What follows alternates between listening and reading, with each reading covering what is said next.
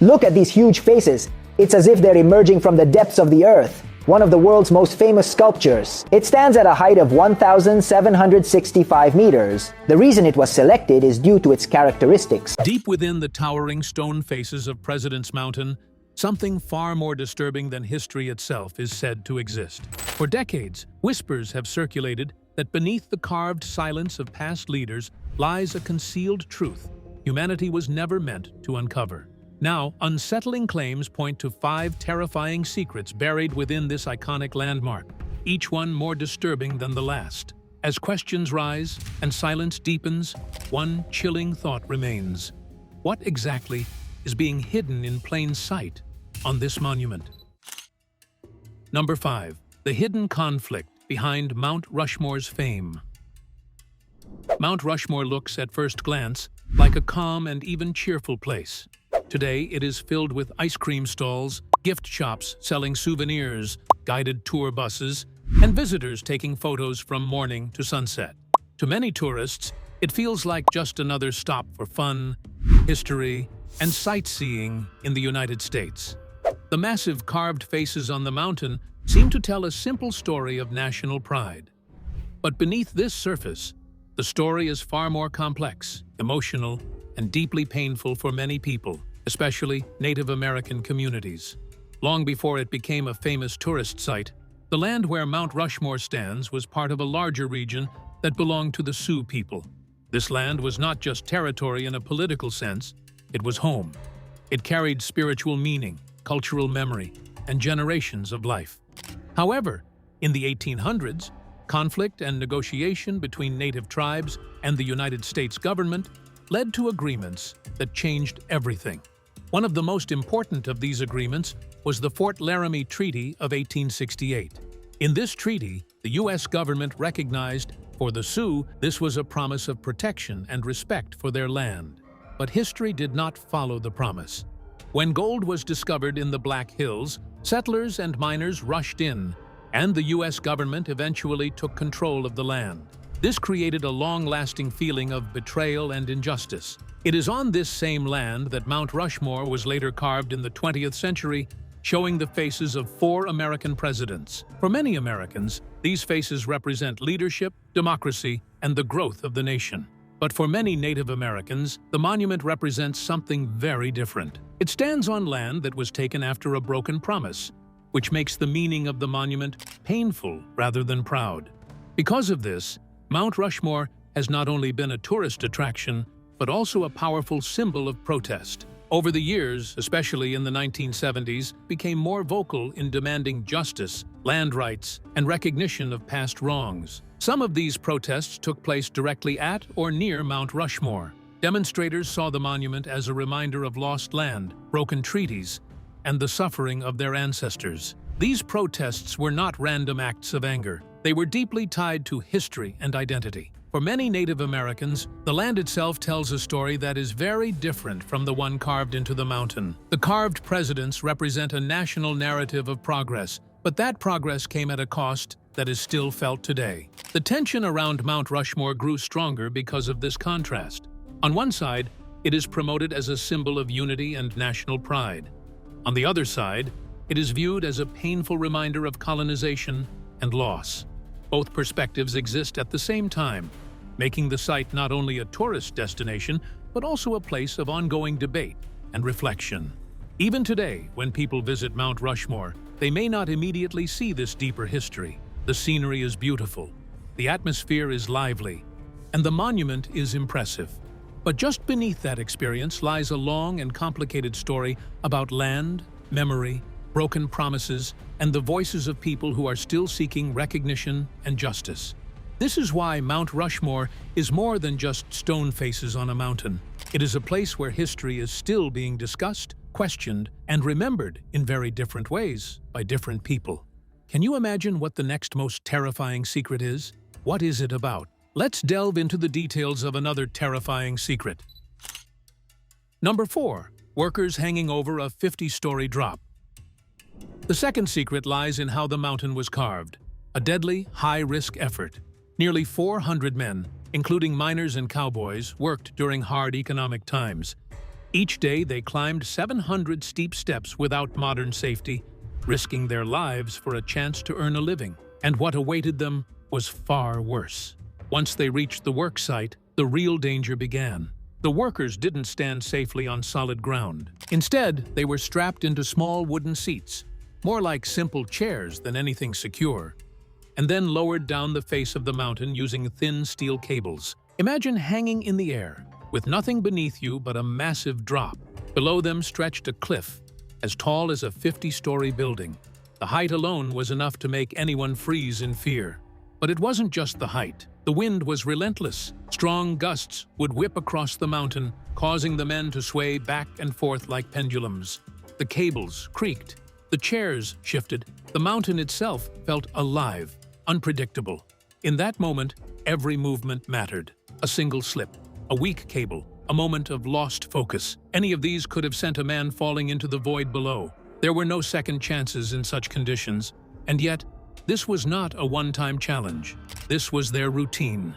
Day after day, they returned to the same heights, sat in the same fragile chairs, and faced the same deadly risks. It wasn't just bravery. It was a mix of courage, necessity, and perhaps a quiet acceptance of danger. And to create this monument, 500,000 tons of rock need to be removed. Some of it was done by drilling. The majority was done by dynamite. So this observation point will be officially the closest we can get. The actual carving of the mountain was just as intense. About 90% of the rock was removed using dynamite. Controlled explosions echoed through the mountain, shaking the ground and sending massive chunks of stone crashing down. Each blast had to be carefully planned. Too much force could destroy the details of the sculpture. Too little would slow the entire project. After each explosion, the mountain was covered in thick dust. The air became heavy and difficult to breathe. Visibility dropped, but the work didn't stop. Once the dust settled, the workers returned. Armed with drills and chisels, they began the slow, precise task of shaping the remaining stone. This part required patience and skill. Every line, every curve of the faces had to be carefully carved by hand, all while suspended high above the ground. It was exhausting, it was dangerous, and it demanded constant focus. What makes this story even more astonishing is what did not happen. Despite all the risks, the heights, the explosions, the unstable conditions, not a single major fatal accident occurred during the 14 years it took to complete the project. It almost feels unbelievable. In a place where danger was part of every second, the workers somehow avoided tragedy. But that does not mean the danger wasn't real. In truth, it was always there, silent, waiting. At any moment, one small mistake could have changed everything. A snapped cable, a mistimed blast, a sudden loss of balance. Any of these could have turned this incredible project into a disaster remembered for loss instead of achievement.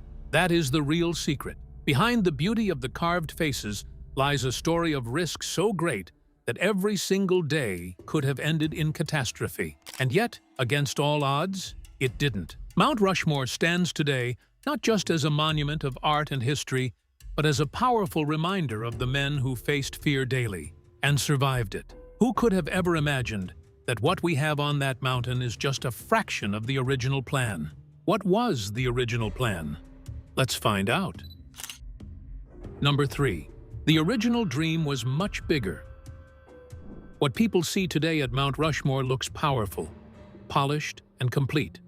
The 4 giant faces seem to rise confidently from the rock, as if nothing is missing. But the truth is far more interesting. What stands there now is only a small piece of a much bigger dream that was never fully realized.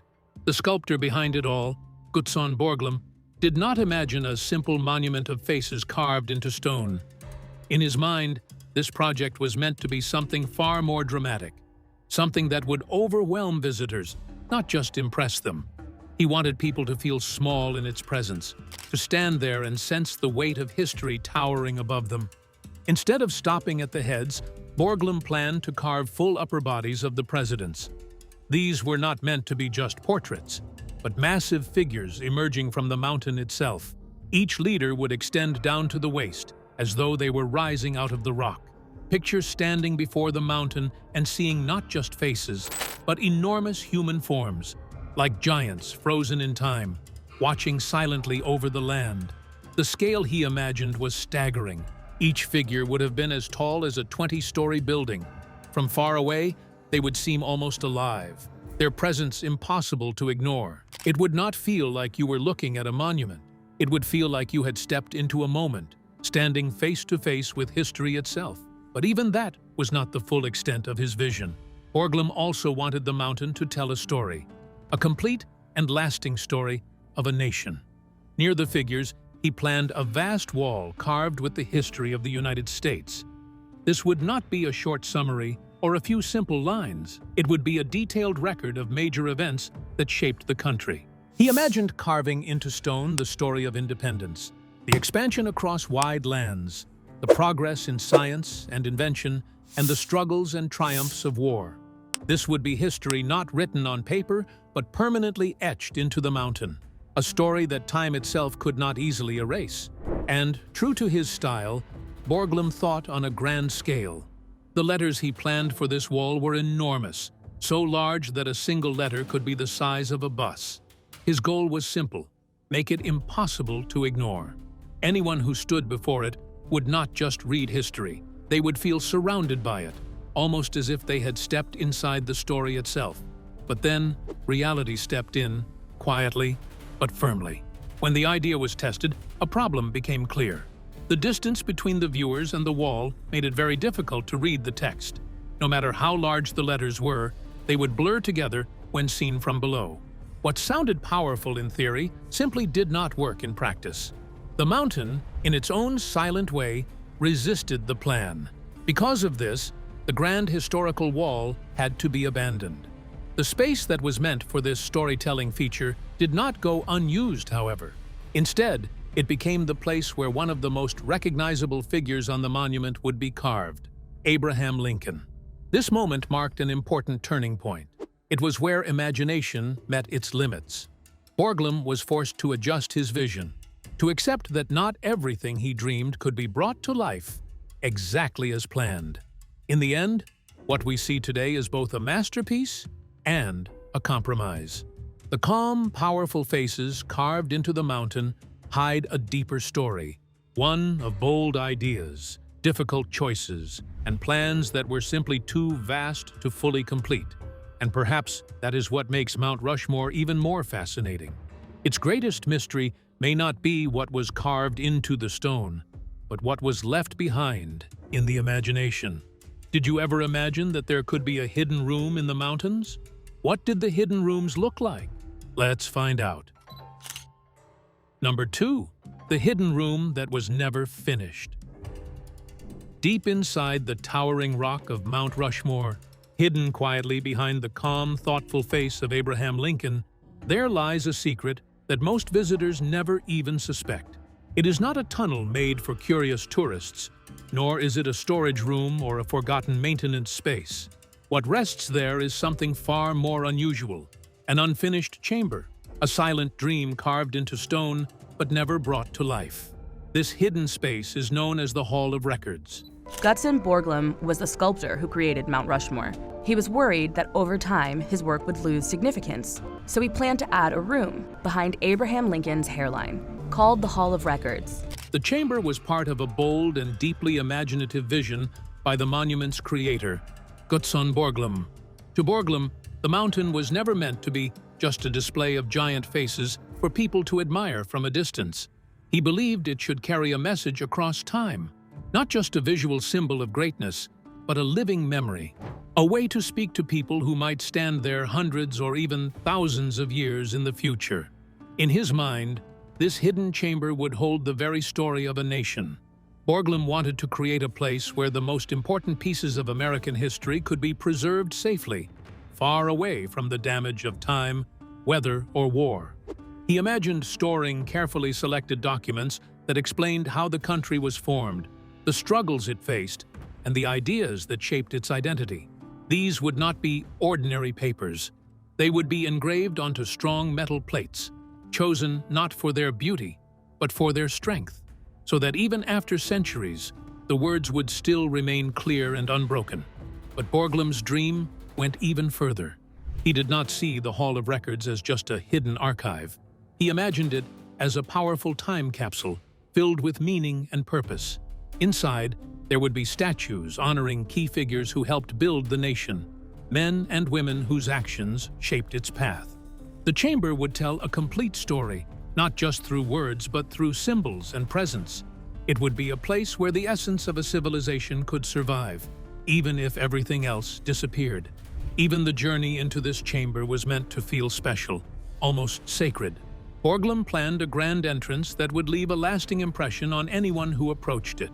A long staircase, nearly 800 steps, would lead deep into the mountain, guiding visitors toward the hidden hall. At the top, a massive bronze eagle would stand with its wings spread wide, watching over the entrance like a silent guardian. It would be a symbol of strength, protection, and watchfulness, an unforgettable gateway into history itself. Yet, despite how powerful and carefully imagined this vision was, it was never completed. In 1939, as work on the monument continued, officials made a difficult decision. Time, money, and resources were limited. The focus, they believed, should remain on finishing what the public could actually see: the 4 massive presidential faces carved into the mountain. The hidden chamber, no matter how meaningful, was considered less important at the time.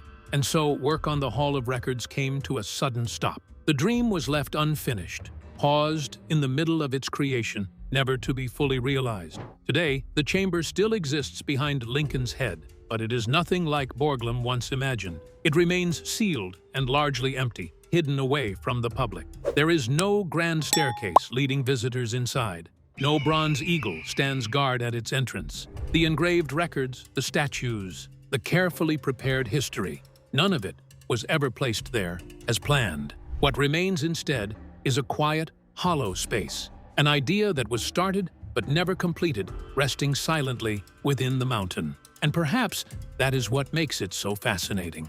While millions of people visit Mount Rushmore each year, looking up in awe at the faces carved into the rock, more than 2 million visitors each year travel to Mount Rushmore. And of course, that phrase is synonymous with greatness. It's now 100 years old, Mount Rushmore, and a new book digs into the sculpture. very few realize that behind one of those faces lies a different kind of story. Not just a story of history, but a story of what could have been, an unfinished dream, hidden in darkness, waiting to be remembered. What struggles did workers face on the mountain? What could be the antecedent? Let's delve into the details of the workers' struggles around the mountain.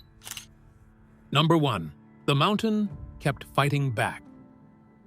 The 4th secret of Mount Rushmore reveals a struggle between human ambition and nature. While construction under Borglum began smoothly, progress was disrupted in 1930 when workers discovered a hidden crack in the rock during Jefferson's carving, revealing a serious geological flaw that threatened the monument's stability and progress. The rock in that area was not strong. It was unstable, unpredictable. Geologists quickly raised the alarm.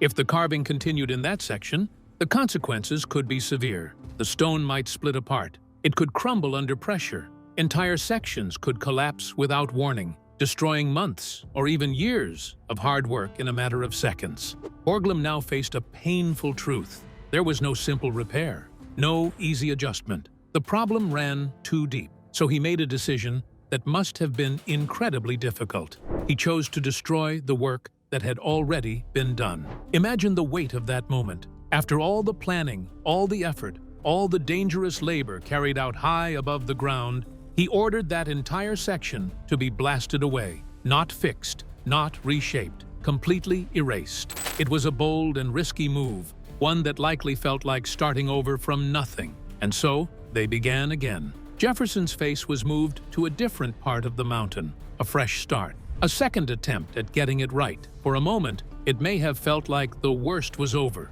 but it wasn't. Soon after, more cracks appeared, then more, and then even more. It was as if the mountain itself was resisting the transformation, refusing to be molded into something new. Each time progress was made, another hidden flaw revealed itself, threatening to undo everything. The deeper they worked, the more the mountain seemed to fight back. At that point, the entire project must have felt almost doomed. Workers dangled from great heights, risking their lives daily, only to face a surface that would not cooperate.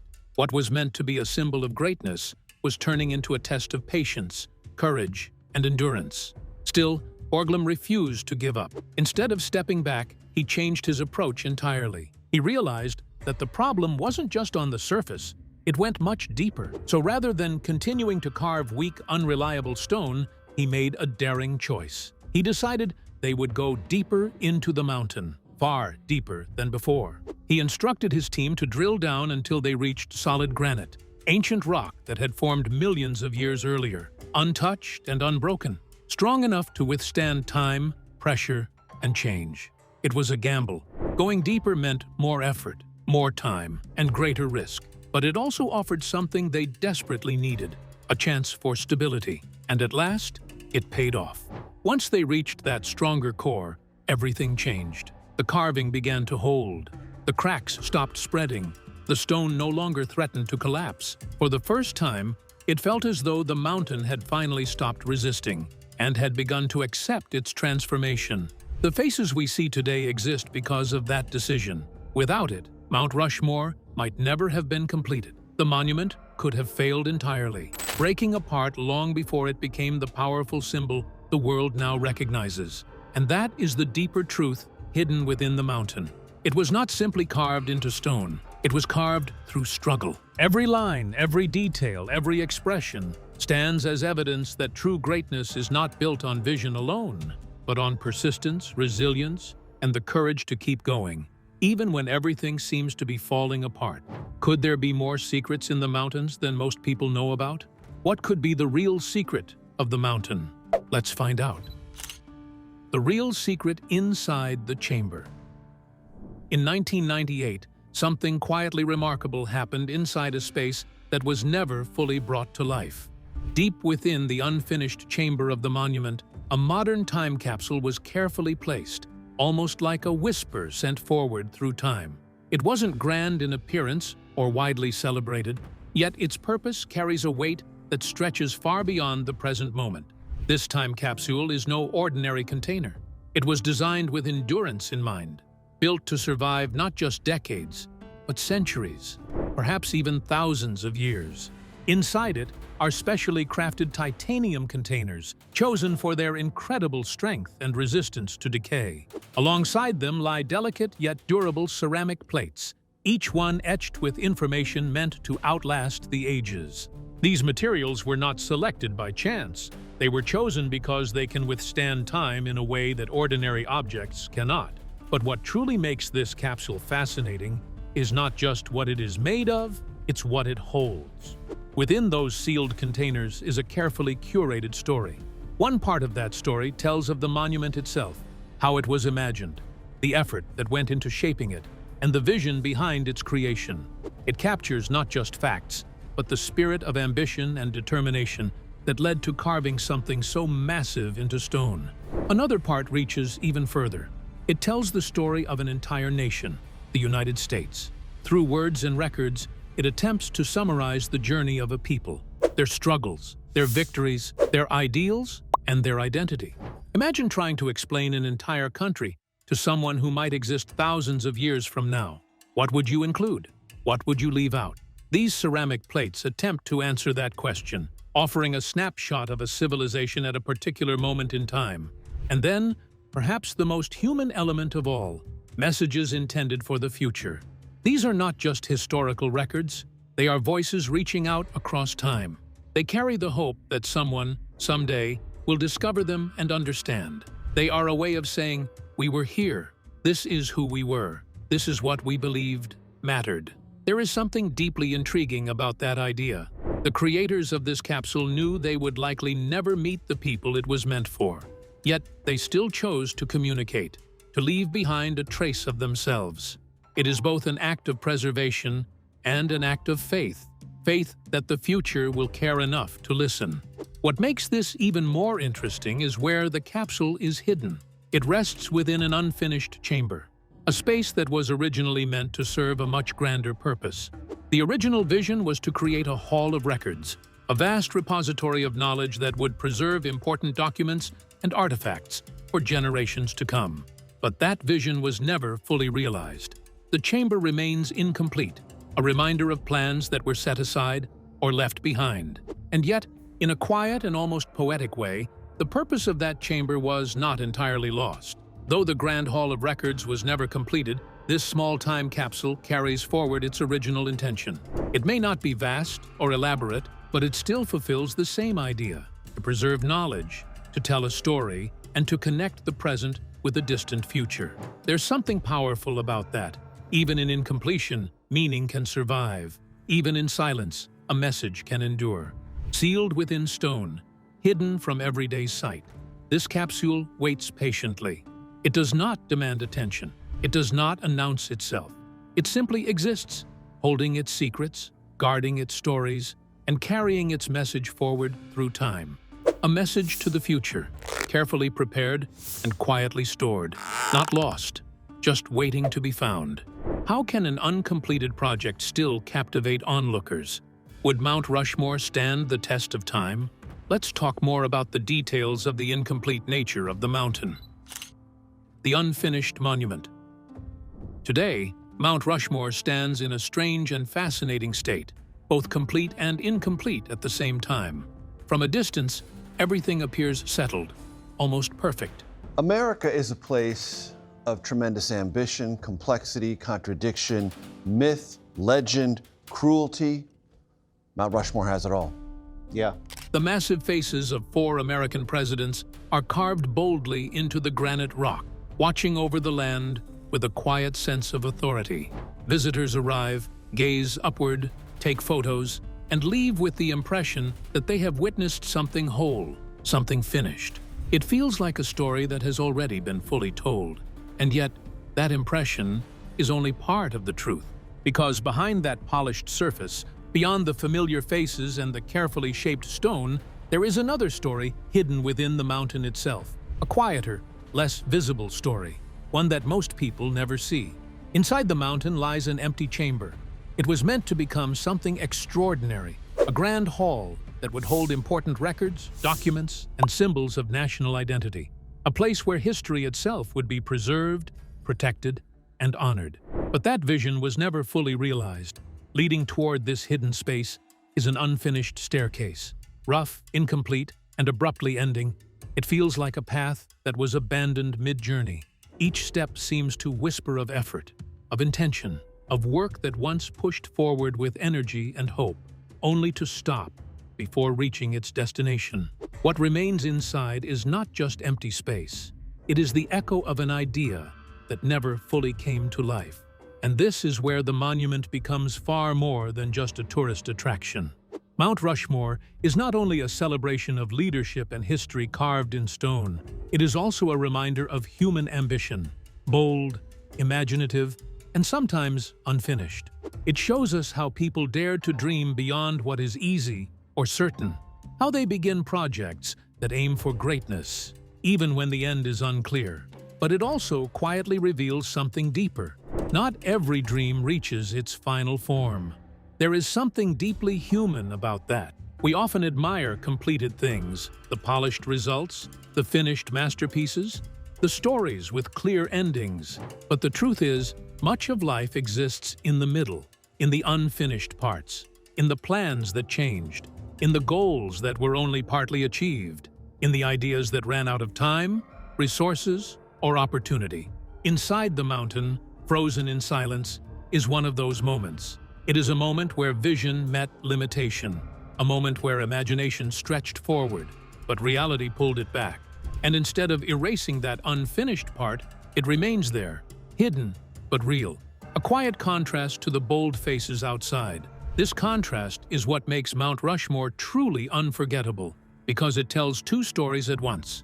One story is visible: strength, leadership, legacy, and achievement carved into solid rock for the world to see. The other story is hidden, an incomplete chamber, an unfinished staircase, a vision that stopped short of its full expression. Together, they form something far more powerful than either story alone. They remind us that even the greatest creations carry traces of what could have been, that behind every finished surface, there may be unseen layers, plans, struggles, and dreams that never fully emerged. And perhaps that is what gives the monument its lasting power. It is not just a sculpture. It is not just history. It is a frozen moment of human imagination, partly shaped, partly paused. One half boldly carved into the light, the other half quietly resting in the dark, waiting, not to be completed, but simply to be remembered. So, which of these secrets do you find most terrifying? Do you think other presidents could also have their images on a mountain? We'd love to hear your opinions in the comments below. And don't forget to like and subscribe.